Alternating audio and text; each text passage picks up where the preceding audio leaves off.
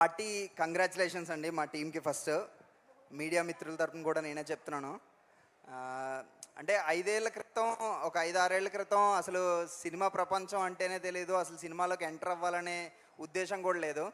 ఆ టైంలో వంశీ అన్న ఫోన్ చేసి ఇలా ఒక సినిమా చేస్తున్నాము, చెయ్యాలి అది ఇది అని చెప్పేసి అన్నాడు.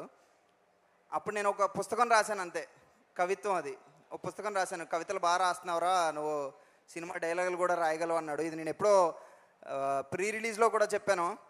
అప్పటి నుంచి చాలా మాట్లాడదామనుంది, ఈరోజు వస్తుందని నేను అనుకోలేదు.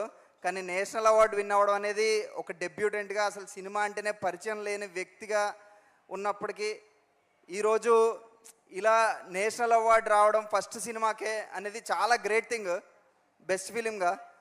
సో ఎక్కడెక్కడి నుంచో నిజానికి అంటే నాకే ఒక 100 నుంచి 300 మెసేజ్లు వచ్చి ఉంటాయి లిటరలీ.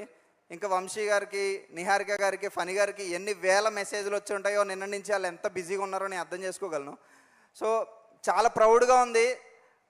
లిటరలీ అనుకోలేదు. అంటే నిన్న నేషనల్ అవార్డు అని ఒక హాఫ్ అన్ అవర్ ముందు చెప్తే నేను ఎక్కడో ఉండి రాలేకపోయినా ఆ ప్లేస్కి, వీళ్ళందరి ఆనందం చూసి, అంటే ఆ వీడియో చూసి లిటరల్ నాకు కన్నీళ్ళు వచ్చాయి. తర్వాత వంశీ అన్న వాళ్ళ ఇంటికి వెళ్ళగానే వాళ్ళ నాన్నగారు, యదు వంశీ నా కొడుకు యదు వంశీ అని ఒక వీడియో బయట రిలీజ్ చేశారు.